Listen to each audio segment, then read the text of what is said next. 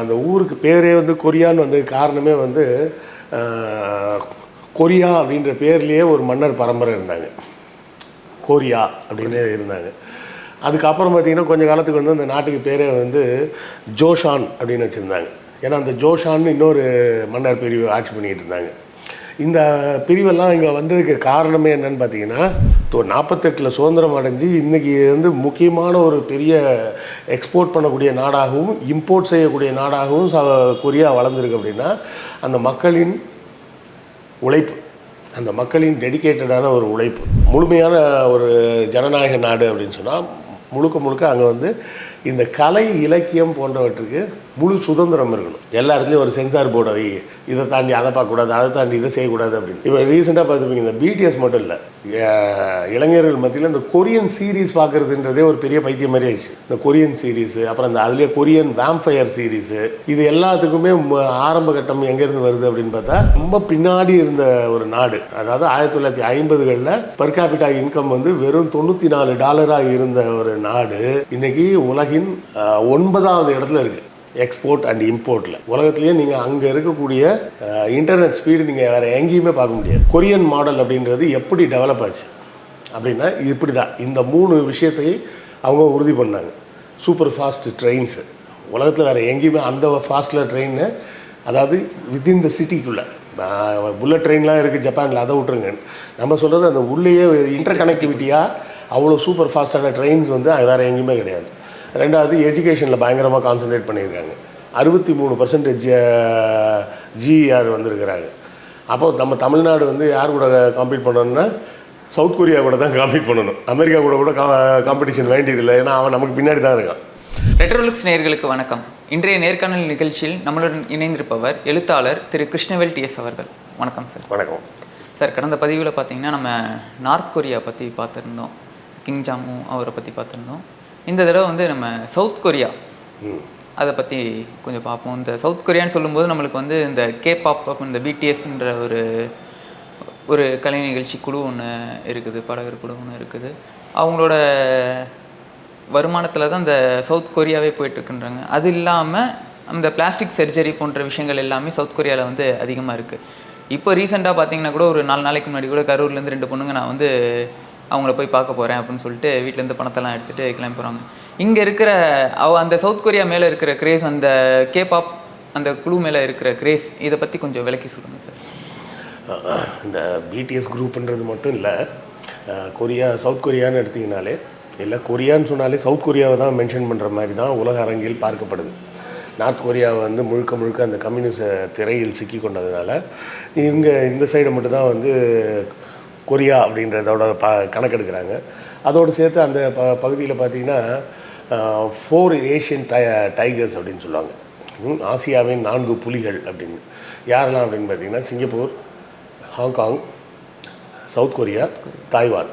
இந்த 4 நாடுகளை தான் வந்து தொழில் முனைவோருக்கு, அதாவது இண்டிபெண்ட்டாக நீங்கள் பிஸ்னஸ் பண்ணுறதுக்கு ரொம்ப பெஸ்ட்டான இடம் அப்படின்னு கேட்டிங்கன்னா இந்த 4 பகுதிகளை தான் சொல்கிறாங்க. இதில் நார்த் கொரியாவுக்கு இருக்கக்கூடிய அதே வரலாறு தான் சவுத் கொரியாவுக்கும் சேர்த்து தான் வரும், ப்ரீ ஹிஸ்டாரிக் பீரியட்னு எடுத்தோம்னா. ஆனால் அதில் இன்னொரு விஷயம் என்ன இருக்குன்னா, அந்த ஊருக்கு பேரே வந்து கொரியான்னு வந்து காரணமே வந்து கொரியா அப்படின்ற பேர்லேயே ஒரு மன்னர் பரம்பரை இருந்தாங்க. கோரியா அப்படின்னு இருந்தாங்க. அதுக்கப்புறம் பார்த்திங்கன்னா கொஞ்சம் காலத்துக்கு வந்து அந்த நாட்டுக்கு பேரே வந்து ஜோஷான் அப்படின்னு வச்சுருந்தாங்க. ஏன்னா அந்த ஜோஷான்னு இன்னொரு மன்னர் பிரிவு ஆட்சி பண்ணிக்கிட்டு இருந்தாங்க. இந்த பிரிவெல்லாம் இங்கே வந்ததுக்கு காரணமே என்னன்னு பார்த்தீங்கன்னா, இன்டைரக்டாக சோழர்களும் இதுக்கு ஒரு காரணம் அப்படின்னு சொல்லலாம். ஏன்னா சோழர்கள் வந்து இந்த ஜாவா, சுமத்ரா, கம்போடியா போன்ற பகுதிகளெல்லாம் வந்து பிடிக்க வர்றாங்க. அப்போ பிடிக்க வரும்போது அங்கே இருந்த ஒரு அரச பரம்பரை வந்து தப்பிச்சு மலேசியா போயிடுறாங்க. அவங்கள அங்கேயும் விடாமல் மலேசியா வர துரத்திட்டு போய் இப்போ மலேசியாவில் கேடா அப்படின்னு சொல்லக்கூடிய ஒரு தீவு இருக்குது. அதை தான் அந்த காலத்தில் கடாரம்னு இவங்க தமிழில் சொல்கிறோம். அந்த பகுதி வேற கூட போய் இவர்கள் பிடிக்கிறாங்க. இவர்களின் ஆட்கள் வந்து எங்கே வர, அதாவது சோழர்களின் கவர்னர் ஜெனரல் மாதிரி. இப்போ பிரிட்டிஷ் இந்தியாவுக்கு வரும்போது பல கவர்னர் ஜெனரல் இங்கே நியமித்தாங்கல்ல, ராணி அங்கேயே தான் இருப்பாங்க. ஆனாலும் கவர்னர் ஜெனரலை நியமிக்கிற மாதிரி ராஜேந்திர சோழன், அப்புறம் 1ஆம் குலோத்துங்கன், இவங்கெல்லாம் திரும்பி போயிட்டாங்க. ஆனாலும் அவர்களது கவர்னர்களெல்லாம் வந்து எல்லா இடங்கள்லையும் நியமிக்கிறாங்க. அந்த மாதிரி நேரத்தில் இந்த ஜாவா சுமத்ரா பகுதிகளில் இருந்து தப்பி சென்ற வேறு ஒரு அரச குடும்பம் அவங்க தான் போய் கொரியாவில் செட்டில் ஆகுறாங்க. சரிங்களா? இதனால பார்த்தீங்கன்னா இந்த சவுத் கொரியாவில் தமிழோட தாக்கமும் இருக்கும். தமிழோட தாக்கம் ஆமாம், தமிழோட தாக்கமும் இருக்கும். இப்போ நம்மலாம் வீட்டில் வந்து எப்படி பேசுகிறோம், அம்மா அப்பா அப்படின்னு பேசுகிறோமா, சவுத் கொரியாலையும் போய் பார்த்தீங்கன்னா அப்பா அம்மாவை அப்பா அம்மான்னு தான் கூப்பிடுவாங்க. அப்பான்னா அப்பா தான் அர்த்தம், அம்மானா அம்மான்னு தான் அர்த்தம். இது மாதிரி கிட்டத்தட்ட ஒரு இன்னொரு கொரியாவுடைய சார்ந்த ஒரு ஆராய்ச்சியாளர் வந்து ஒரு புத்தகமே போட்டிருக்காரு. ஸோ அதாவது கொரியாவுக்கும் கொரிய மொழியில் இருக்கக்கூடிய வார்த்தைகளில் சுமார் 200க்கும் மேற்பட்ட வார்த்தைகள் வந்து தமிழ் ஆரிஜின்லேருந்து வந்த வார்த்தைகள். அப்படியே தமிழில் என்ன பொருளை நம்ம சொல்கிறோமோ அதே பொருளோடவே கொரிய மொழியிலையும் பயன்படுத்துகிறாங்க அப்படின்ற ஒரு செய்தியும் அவர் சொல்லியிருக்கிறார். இது ஏற்கனவே நம்ம பார்த்தது தான். 1910 அந்த முதல் உலகப் போரின் போது ஜப்பான் வந்து கொரியாவை மொத்தமாக பிடிச்சிடுறாங்க. அந்த பிடிச்ச அந்த அது ரொம்ப காலமாக ஜப்பானோட ஆட்சியிலேயே இருக்குது. 2ஆம் உலகப் போரில் ஜப்பான் சரண்டர் ஆனதுக்கு பிறகு தான் இதை 2ஆக பிரிக்கிறாங்க. அதுவும் நம்ம சொன்னோம். இது 2ஆக பிரித்த உடனே அப்படியே சவுத் கொரியா வந்து நம்ம எல்லோரும் நிறைய பேர் என்ன நினச்சிட்டு இருக்காங்க, சவுத் கொரியான்றது வந்து ஏதோ நார்த் கொரியா தான் வந்து ரொம்ப கொடூரமான ஒரு சர்வாதிகார நாடு, சவுத் கொரியா வந்து சொர்க்கபுரி அப்படின்னு நினச்சிட்டு இருக்காங்க. உண்மை அது இல்லை. 1948 சவுத் கொரியா உருவாக்கப்படுகிறது. உருவாக்கப்பட்ட அந்த காலத்தில் இருந்து அதுவும் ஒரு கம்யூனிஸ்ட் நாடாக மாதிரியே ஒரு டிக்டேட்டர்ஷிப் ஆட்சியிலே தான் இருக்குது ரொம்ப நாளாக. முதல்ல ஒரு ரிப்பப்ளிக் க்ரியேட் பண்ணுறாங்க. அந்த ரிப்பப்ளிக் சரியாக வரலன்னு அதெல்லாம் கலைச்சிட்டு 2வது ரிப்பப்ளிக் வருது. அதுக்கப்புறம் அதாவது ஒரு ரிப்பப்ளிக்னால் என்ன அர்த்தம்னா அந்த கட்சி மட்டும்தான் தேர்தலில் நிற்கும், அவங்க மட்டும்தான் எலெக்ஷனில் இருப்பாங்க. புரியுதுங்களா? இப்போ நம்ம இங்கே பயந்துகிட்டு இருக்கிறது அதுதான். இப்போ 2024 எலெக்ஷனில் வந்து மோடி வந்தாருன்னா அப்புறம் பாஜக மட்டும்தான் எலெக்ஷனில் நிற்க முடியும், வேறு யாருமே எலெக்ஷனில் நிற்க முடியாதுன்ற மாதிரி வந்துடும். புரியுதுங்களா? அந்த மாதிரி ஒரு சூழல் வந்துடும் அப்படிங்கிறது தான் நம்ம இங்கே சொல்லிகிட்டு இருக்கிறது. இனிமேல் எலெக்ஷனே வராதுன்னு சொல்கிறோன்னா அதுதான் அதோட அர்த்தம். அப்போ இந்த ஃபஸ்ட்டு ரிப்பப்ளிக்னு ஒன்று 48 உருவாக்குறாங்க. அது சரியாக வராமல் என்ன ஆகுது, 1950களிலேயே அதை கலைச்சிட்டு 2வது ரிப்பப்ளிக் வருது. அப்புறமா அதுவும் சரியாக வரலன்னு சொல்லிட்டு 1987 அதை கலைச்சிட்டு 3வது ரிப்பப்ளிக் வருது. இந்த 3 ரிப்பப்ளிக் வந்து 1950களெல்லாம் பார்த்தோம்னா உலகத்திலேயே ரொம்ப பிச்சைக்கார நாடாக இருந்தது சவுத் கொரியா. ரொம்ப ஏழ்மையில் இருந்தது. அதாவது ஒரு ஆண்டின் தனிநபர் சராசரி வருமானம்ன்றது $94 இருந்தது. $100 கம்மி ஒரு ஆண்டுக்கு. $100 எவ்வளோ இன்றைக்கி ரேட்டுக்கு போட்டிங்கன்னா கூட ஒரு 8,500 ருபீஸ் தான் வரும். அதை விட கம்மியாக இருந்தது மக்களின் ஆண்டு சராசரி வருமானம் எங்கள் சவுத் கொரியாவில். அதே 50களில் பார்த்தா நார்த் கொரியாவில் வந்து இவங்கள விட நல்லா இருந்தாங்க அவங்க. ஏன்னா அங்கே $150 இருந்தது. இப்போ அதே தனிநபர் வருமானம் சராசரி தனிநபர் வருமானம்ன்றது $150 இருந்தது. அப்போ இது வந்து இவ்வளோ கஷ்டத்தில் இருந்து கடைசியாக தான் மக்கள் புரட்சியின் மூலமாக 1997 அப்போவும் அந்த புரட்சியின் மூலமாக அங்கேயும் ஜனாதிபதியாக வந்த அவர் பேரும் கிம்மு தான். சரியா? இந்த கொரியாவில் பார்த்தீங்கன்னா ரொம்ப ஒரு 70-80% பேரோட ஆட்களோட பேரே பார்த்திங்கன்னா ஒன்று லீன்னு இருக்கும், இல்லை பார்க்குன்னு இருக்கும், இல்லை கிம்னு தான் இருக்கும். இந்த 3 பேரில் ஏதாவது ஒரு பேர் கண்டிப்பாக இருக்கும். ஸோ அந்த 97க்கு பிறகு ஒரு புயல் வேக வளர்ச்சி.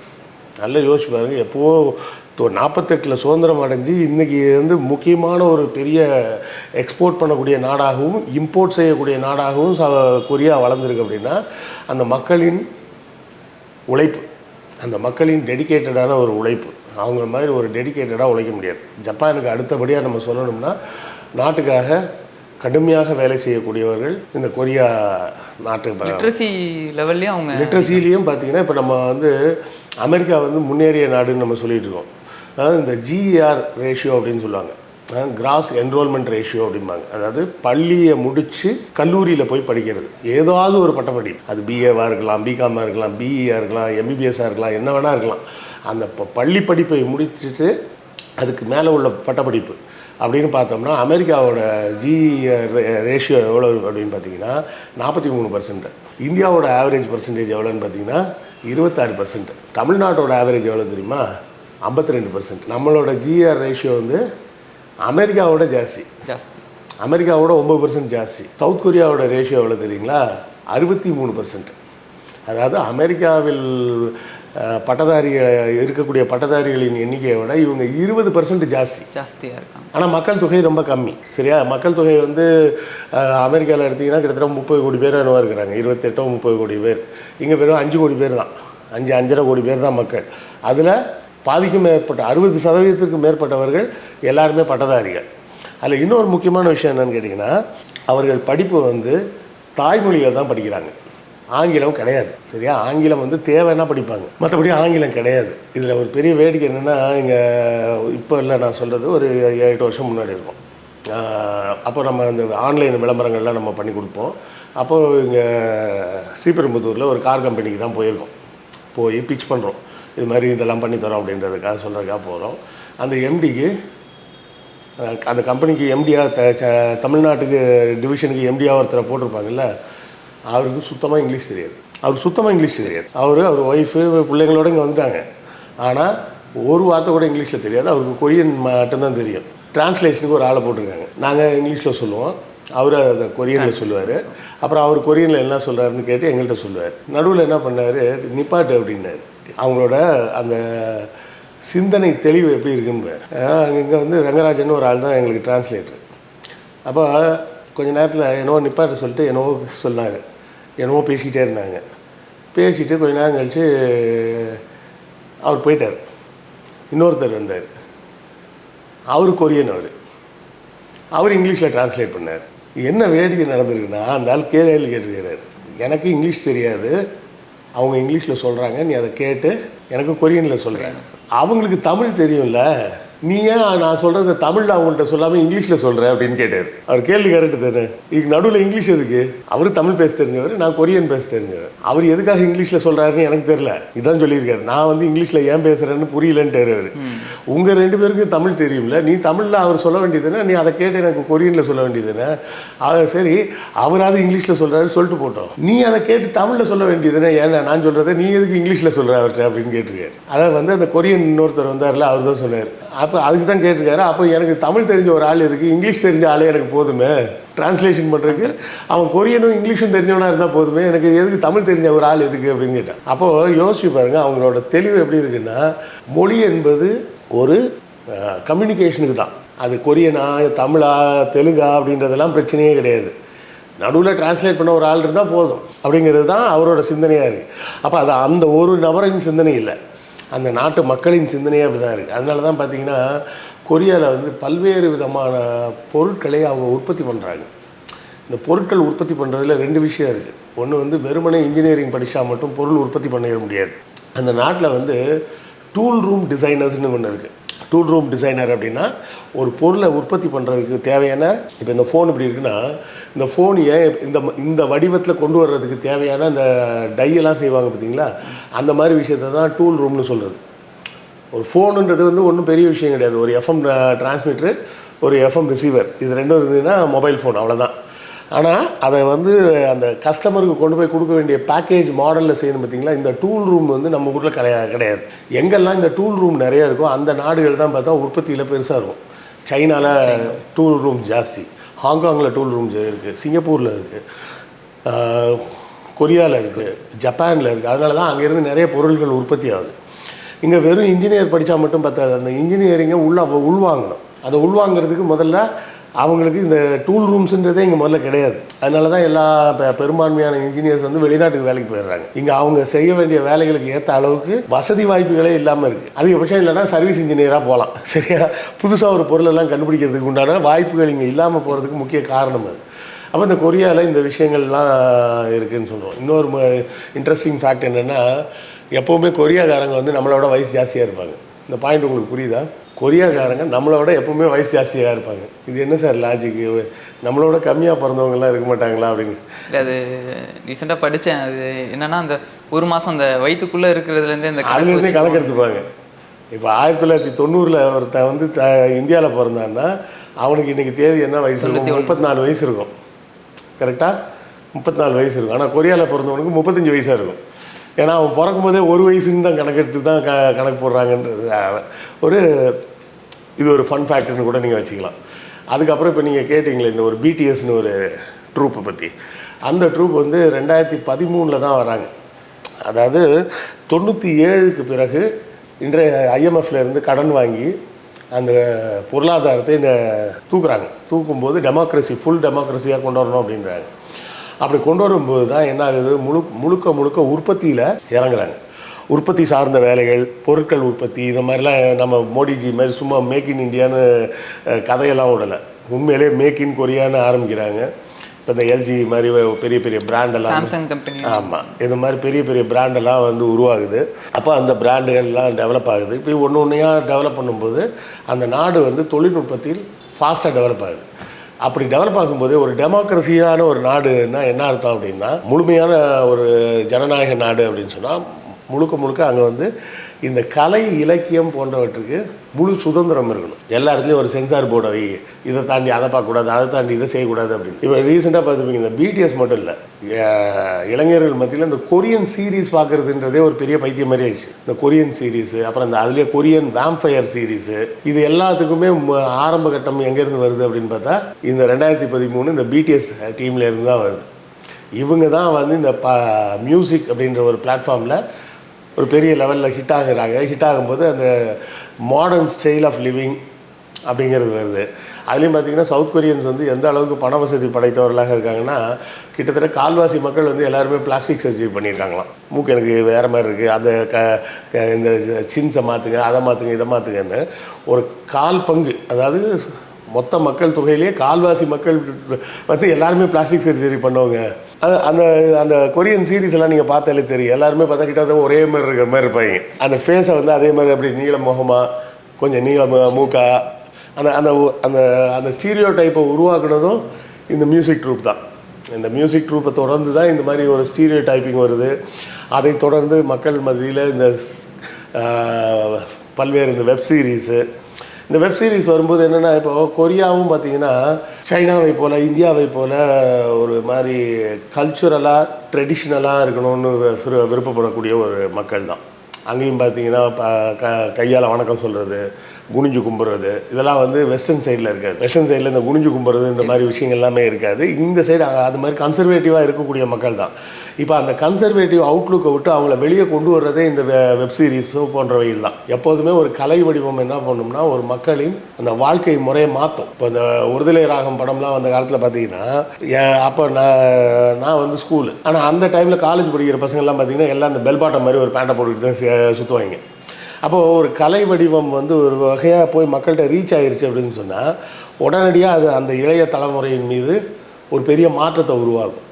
அப்படி ஒரு மாற்றம் உருவாகும்போது தான் இந்த கொரியாவில் இருக்கக்கூடிய இப்போதைய தலைமுறை கொஞ்சம் வேறு மாதிரி ஒரு அவுட்லுக் மாறுறாங்க. இந்த பழைய கட்டுப்பட்டித்தனமான ட்ரெடிஷன்லாம் விட்டுருவோம், மாடர்னாக நம்மளும் வெஸ்டர்ன் ஸ்டைலுக்கு போவோம் அப்படின்ற மாதிரி அவங்களும் மாற ஆரம்பிக்கிறாங்க.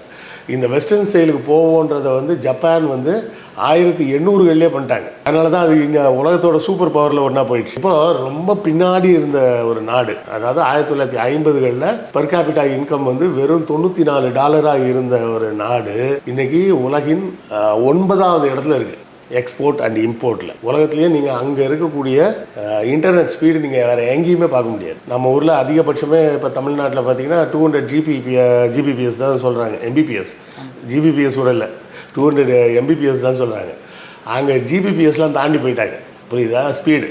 அதே மாதிரி பார்த்தீங்கன்னா லோக்கல்லையே ஹை ஸ்பீடு ட்ரெயினை இப்போ நம்ம இங்கேருந்து நமக்கு மெட்ரோ இருக்குது, இருந்தாலும் ஒரு வடபழனியிலேருந்து இல்லை ஃபார் எக்ஸாம்பிள் ஆலந்தூர்லேருந்து பாரிஸ் வர அந்த மெட்ரோவில் போனோம் அப்படின்னு சொன்னோம்னா மினிமமாக ஒரு 30 to 35 மினிட்ஸ் டைம் ஆகுது. அங்கே அந்த மாதிரிலாம் கிடையாது. சியோலில் இருக்கக்கூடிய எல்லா மெட்ரோ ட்ரெயினும் பார்த்திங்கன்னா சூப்பர் ஸ்பீடு தான். நீங்கள் ஒரு இடத்துலேருந்து கிளம்பின ஒரு இடத்துக்கு போகணும்னா மேக்ஸிமம் 5 to 10 மினிட்ஸ் போயிடலாம். சிட்டியோட ஒரு எண்ட்லேருந்து இன்னொரு எண்டுக்கு 5லேருந்து 10 நிமிஷத்துக்குள்ளே போய் சேர்ந்துடலாம் அப்படின்ற அளவுக்கு அந்த பப்ளிக் டிரான்ஸ்போர்ட். அதாவது ஒரு நாடை நீங்கள் டெவலப் பண்ணணும்னா 3 விஷயம் பண்ணணும். ஒன்று, மக்களுக்கான வேலைவாய்ப்பு இருக்கான்னு பார்க்கணும். 2வது, மக்களுக்கான கல்வி இருக்கான்னு பார்க்கணும். 3வது, கம்யூட்டேஷன், போக்குவரத்து, கனெக்டிவிட்டி. இந்த 3 இருந்ததுன்னா அந்த நாடு வேகமாக டெவலப் ஆக ஆரம்பிச்சு.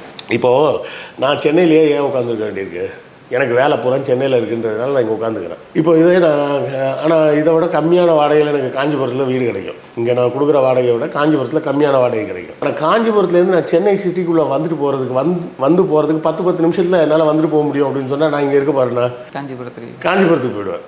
அப்போ என்ன ஆகுது, என்னோட செலவுகள் குறையுது, இன்கம் ஜாஸ்தியாகுது. புரியுதுங்களா? ஒருத்தர்கிட்ட எப்போ வந்து பணம் வந்து மற்ற விஷயங்களுக்கு செலவு பண்ணுற அளவுக்கு கிடைக்கும், அவரோட செலவுகள் குறையணும், வருமானம் இன்க்ரீஸ் ஆகணும். அப்போ இது ரெண்டும் நடக்கணும்னா என்ன வேணும், எனக்கு டிரான்ஸ்போர்ட் வேணும். நான் அங்கேருந்து கார் எடுத்துகிட்டு டெய்லி காஞ்சிபுரத்துலேருந்து இங்கே வந்துட்டு போக முடியாது. அப்படியே வந்தால் கூட 10 நிமிஷத்தில் வர முடியாது. புரியுதா? அப்போ இந்த கொரியன் மாடல் அப்படின்றது எப்படி டெவலப் ஆச்சு அப்படின்னா இப்படி தான். இந்த 3 விஷயத்தை அவங்க உறுதி பண்ணாங்க. சூப்பர் ஃபாஸ்ட் ட்ரெயின்ஸு, உலகத்தில் வேறு எங்கேயுமே அந்த ஃபாஸ்ட்டில் ட்ரெயின், அதாவது வித்தின் த சிட்டிக்குள்ளே. புல்லட் ட்ரெயின்லாம் இருக்குது ஜப்பானில், அதை விட்டுருங்க. நம்ம சொல்கிறது அந்த உள்ளேயே இன்டர் கனெக்டிவிட்டியாக அவ்வளோ சூப்பர் ஃபாஸ்ட்டான ட்ரெயின்ஸ் வந்து வேறு எங்கேயுமே கிடையாது. ரெண்டாவது, எஜுகேஷனில் பயங்கரமாக கான்சன்ட்ரேட் பண்ணியிருக்காங்க. 63% ஜிஆர் வந்திருக்கிறாங்க. அப்போ நம்ம தமிழ்நாடு வந்து யார் கூட காம்பீட் பண்ணணும்னா சவுத் கொரியா கூட தான் காம்பீட் பண்ணணும். அமெரிக்கா கூட காம்படிஷன் வேண்டியதில்லை, ஏன்னா அவன் நமக்கு பின்னாடி தான் இருக்கான். அப்போ இப்படியாக அந்த விஷயங்களை வந்து அவங்க ஒழுங்காக தொடர்ந்து செஞ்சு அந்த மக்கள் மத்தியிலையும் ஒரு பெரிய மாற்றங்கள். இப்போ நீங்கள் கேட்ட அந்த பிடிஎஸ் வந்து அது வந்து ஒரு பேண்ட், அவ்வளோதான். அதை பற்றி அதில் பெருசாக பேசுறதுக்கெலாம் ஒன்றும் இல்லை. நம்ம ஊரில் இருக்கக்கூடிய பல பேண்டு மாதிரி அந்த ஊர்லேயும் அது ஒரு பேண்ட். அது அப்போ அந்த விஷயங்கள்லாம் எப்படி நடக்குது அப்படின்னு சொன்னால், அந்த அரசாங்கம் வந்து அந்த கட்டுப்படித்தனமான ஒரு ரிப்பப்ளிக்காக இருந்ததுலேருந்து டெமோக்ரஸிக்கு அவங்க ஃபுல்லாகவே மாறி 97, அதாவது நல்லா யோசிச்சு பாருங்கள், 97லேருந்து இன்றைக்கி எவ்வளோ நாள் ஆகுது? ஹார்ட்லி ஒரு 35 வருஷம் கூட ஆகலை. ஆனால் இந்த 35 வருஷத்தில் தன்னுடைய நாட்டை வந்து நம்பர் 9க்கு கொண்டு போக முடிஞ்சிருக்கு. அப்போ அரசியல்வாதிகளும் அந்த மக்களும் முடிவு செய்தால் எதையும் சாதிக்க முடியும் அப்படின்றதுக்கு சவுத் கொரியா ஒரு உதாரணமாக பார்க்கலாம். அழகுக்கு ரொம்ப முக்கியத்துவம் கொடுக்குற அந்த நாடு சவுத் கொரியான்றது பார்த்திங்கன்னா அழகுக்கு ரொம்ப முக்கியத்துவம் கொடுக்குற நாடு. இன்னும் அங்கே ரேசிசம் இருக்குதுன்னு சொல்கிறாங்க. ரேசிசம்ன்றது வேறு, அழகுக்கு முக்கியத்துவம் கொடுக்கறது வேறு. இல்லை, இப்போ அங்கே போனாலுமே இந்தியர்கள், இப்போ ரீசெண்ட் டேஸாக வந்துட்டு இருக்கிற பிரச்சனை பார்த்தீங்கன்னா இந்தியன்ஸ் அங்கே போனாலுமே அதெல்லாம் தொடாதீங்க, நீங்கள் தொட்டா கருப்பாயிருவீங்க, நாங்கள் வந்து வெள்ளையாக இருக்கவங்க, நீங்கள் வந்து கலர் கம்மியாக இருக்கவங்க நான் தொட்டா கருப்பாயிருவீங்கன்றப்போ ஒரு சில பொருட்கள் கூட தொட விட மாட்டேங்கிறாங்க. அந்த மாதிரிலாம் வந்து புரளிகள் தான் வந்திருக்குமே தவிர எப்போதுமே ஒரு படித்த சமுதாயம் வந்து புற அழகை வந்து பெருசாக பார்க்காது. இன்னொரு விஷயம் என்னென்னு பார்த்தீங்கன்னா, அந்த பணம் கைக்கு தேவையான அளவுக்கு பணம் கிடைச்சாதான் மக்கள் வந்து தங்களை அழகுபடுத்தி கொள்ளக்கூடிய அந்த கட்டத்துக்கே நகர முடியும். எனக்கு 3 வேளை சோத்துக்கே வழி இல்லைன்னு வச்சுக்கிங்களேன், அவனால் பவுடராவது வாங்கி போட முடியுமா? சாதாரணமாக ஃபேஸ் பவுடர் கூட அவனால் வாங்க முடியாது. அப்போ அந்த வருமானம் கேட்குறீங்களா, அழகுக்கு ரொம்ப முக்கியத்துவம் கொடுக்குறாங்கன்னா எல்லாருமே தான் கொடுப்பாங்க. உலகத்தில் யார் தான் அழகுக்கு தன்னை அழகாக காட்டிக்கொள்வதில், இளமையாக காட்டிக்கொள்வதில் யாருக்கு தான் விருப்பம் இல்லை சொல்லுங்கள்? எல்லாருக்குமே தான் விருப்பம் உண்டு. அது எந்தெந்த அளவுக்கு நம்மக்கிட்ட பண வசதி இருக்கோ அந்தந்த அளவுக்கு நம்ம பண்ணிக்கிறோம். அதில் வந்து ரொம்ப வெகு சிலர் தான் அதெல்லாம் உடுப்பா, அது நம்ம எப்படி இருந்தாலும் பரவாயில்ல, நம்ம என்ன வேலை செய்கிறோன்றது தான் முக்கியம், நம்ம இந்த சமுதாயத்துக்கு என்ன செய்கிறோன்றது தான் முக்கியம் அப்படின்னு யோசிக்கிறது ரொம்ப கம்மியாக தான் இருப்பாங்க. மற்றபடி 99.9% பேர் எப்படியாவது தன்னை அழகாக காட்டிக்கணும், இளமையாக காட்டிக்கணும் அப்படின்னு தான் விரும்புவாங்க. எனக்கு தெரிஞ்சு 60 வயசுக்கு மேலேயும் உட்காந்து டை போட்டுக்கிட்டு இருக்கிறவங்கலாம் இருக்கிறாங்க. 60-65 வயசுலலாம் டை போடுறவங்களாம் இருக்கிறாங்க. ஏன் நானே டை தான் போட்டிருக்கேன்னு வச்சிங்களேன், சரியா?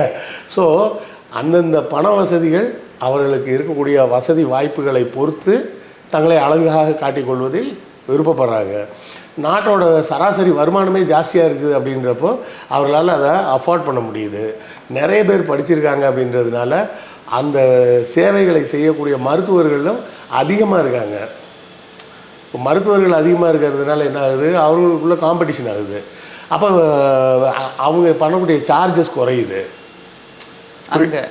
ஆமாம், இப்போது நம்ம ஊரில் பார்த்தீங்கன்னா ஒரு தனியார் மருத்துவர்கிட்ட போய் நீங்கள் ட்ரீட்மெண்ட் எடுத்தால் கூட அதிகபட்சம் 200 ரூபாய்க்கு மேலே யாரும் வாங்குறதில்ல. ஒரு சிலர் தான் 500 ரூபாய் 300 ரூபாய் அப்படின்னு வாங்குறது. சராசரியாக பார்த்தா சென்னை சிட்டியில் வந்து ஒரு மருத்துவர், தனியார் மருத்துவர்னு போனீங்கன்னா ஒரு 200 ரூபாயிலேருந்து 250 ரூபாய்க்கு மேலே கன்சல்டேஷன் ஃபீஸ் வாங்குறதில்ல. இதே இது நீங்கள் வடக்கெல்லாம் போனீங்கன்னு வச்சிங்களேன், கன்சல்டேஷன் ஃபீஸே 1000 ரூபா வாங்குறாங்க. எதனால்? Lack of doctors. இங்கே நம்மக்கிட்ட நிறைய டாக்டர்ஸ் இருக்காங்க. WHO என்ன சொல்லுதுன்னா 1000 பேருக்கு ஒரு மருத்துவர் வேணும் அப்படின்னு சொல்லுது. தமிழ்நாட்டில் எவ்வளோ மருத்துவர்கள் இருக்காங்க தெரியுமா? 250 பேருக்கு ஒரு மருத்துவர் இருக்காங்க. அதிகமாக இருக்காங்க. அதனால் மருத்துவ வசதி கடைக்கோடி மக்கள் வர போய் சேருது, கிடைக்கிது.